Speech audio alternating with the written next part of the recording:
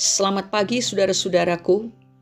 Hanya oleh kasih karunia-Nya saja, maka hari ini, Kamis 27 Oktober 2022, kita masih diberi kesempatan untuk bersama-sama menerima kekuatan untuk iman kita lewat renungan yang berjudul Harga Sebuah Kesetiaan. Kita akan membaca satu ayat dari Wahyu pasal 2 ayat 10. Demikian bunyinya. Jangan takut terhadap apa yang harus engkau derita. Sesungguhnya iblis akan melemparkan beberapa orang dari antaramu ke dalam penjara, supaya kamu dicobai dan kamu akan beroleh kesusahan selama 10 hari. Hendaklah engkau setia sampai mati, dan aku akan mengaruniakan kepadamu mahkota kehidupan. Saudara-saudara, ada dua orang pria yang harus membayar mahal harga kesetiaan mereka kepada Tuhan. Polio yang tinggal di Hungaria diseret ke hadapan hakim.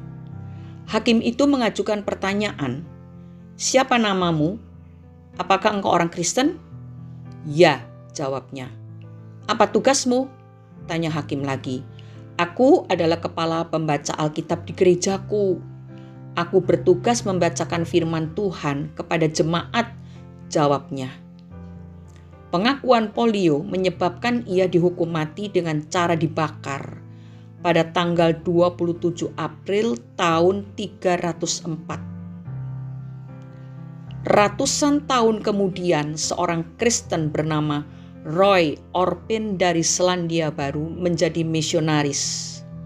Ia berangkat ke Thailand dan pada tanggal 27 April 1961 ia menikahi seorang wanita Inggris bernama Gillian yang juga adalah misionaris.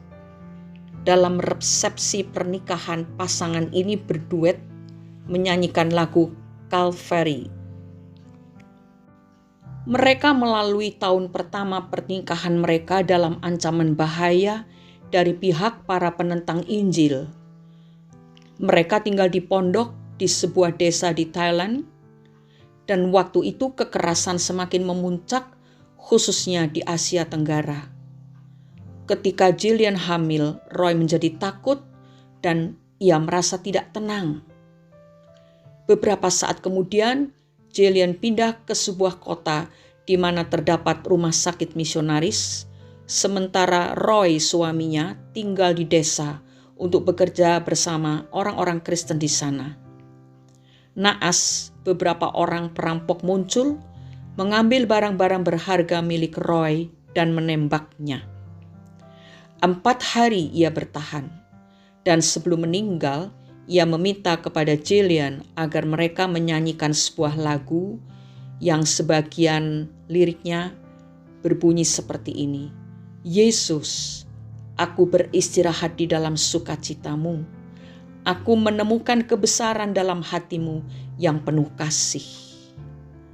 Roy meninggal dalam usia yang relatif muda, yaitu 26 tahun.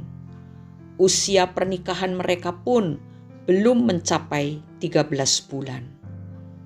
Saudara-saudara, tentunya kita semua sudah pernah mendengar maupun membaca ayat dalam Matius 16 ayat 24. Yesus berkata, "Setiap orang yang mau mengikut aku, ia harus menyangkal dirinya, memikul salibnya, dan mengikut aku." Banyak orang yang mundur di dalam mengikut Tuhan, bahkan tidak sedikit yang menjual imannya karena kesenangan duniawi. Tuhan Yesus sering mengatakan mengenai harga yang harus dibayar jika ingin menjadi pengikutnya yang setia. Orang yang mengikut Tuhan hanya dengan setengah hati tidak akan berkenan kepada Tuhan. Ketika kita memutuskan untuk mengikut Tuhan dan melayaninya, itu artinya kita siap dengan segala konsekuensi yang harus kita terima sebagai seorang hamba. Kalau hati kita masih terikat dengan berbagai macam tawaran dunia ini, seperti harta, uang, jabatan, ketenaran, ataupun kesenangan lainnya, maka kita tidak akan bisa menjadi pengikut Tuhan yang setia. Kalau seseorang mengejar apa yang ditawarkan oleh dunia, pasti dia akan kehilangan waktu untuk mengejar perkenanan Tuhan. Marilah kita memilih apa yang mendatangkan sesuatu yang kekal dan abadi. Mari kita minta kepada Tuhan supaya kita memiliki hati yang semakin mengasihi Tuhan. Dan kesetiaan kita kepada Tuhan lebih besar lagi. Di dunia ini kita bisa kehilangan segalanya karena kesetiaan kita kepada Tuhan.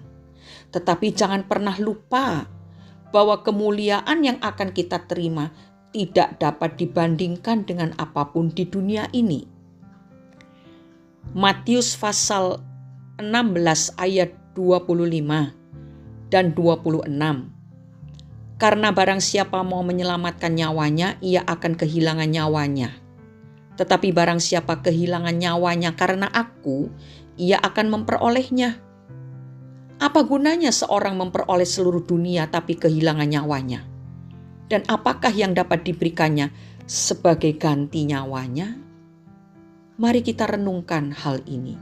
Kita renungkan dalam-dalam ayat-ayat firman Tuhan ini. Supaya Roh Kudus bekerja dalam hidup kita. Dan kita bisa menjadi orang yang berani membayar harga kesetiaan kita kepada Tuhan. Upahnya luar biasa, tidak terhingga, kekal selama-lamanya. Mari kita berdoa. Bapa Surgawi, kami bersyukur pagi hari ini karena masih diberi kesempatan untuk menerima berkat rohani. Kuatkanlah hati kami ya Bapa, agar kami tetap setia mengiring Engkau.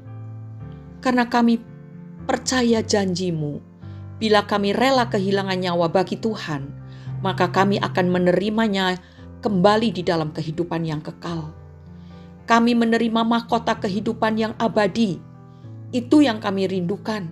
Karena itu, hiburkanlah kami ketika kami dalam kesusahan dan dalam kesesakan, dan berikanlah keberanian kepada kami ketika kami mengalami ketakutan. Dengan Tuhan, kami akan tetap kuat. Roh Kudus selalu menyertai kami, sehingga kami tidak mundur sedikit pun, tetapi semakin mengasihi Tuhan dan kesetiaan kami semakin kuat. Di dalam nama Tuhan Yesus Kristus, kami sudah berdoa dan mengucap syukur. Amin. Kesetiaan pada akhirnya akan berbuah manis. Setialah, setialah lebih sungguh. Karena Tuhan lebih dulu setia kepada kita. Selamat beraktivitas. Tetap setia, tetap mengasihi Tuhan dalam kondisi apapun. Tuhan Yesus memberkati kita semua. Amin.